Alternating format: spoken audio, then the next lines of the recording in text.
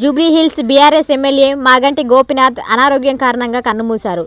ఈ నేపథ్యంలో మాగంటి మృతదేహానికి నివాళి అర్పించేందుకు, ఆయన కుటుంబ సభ్యులను పరామర్శించేందుకు బీఆర్ఎస్ అధినేత కేసీఆర్ వెళ్లారు.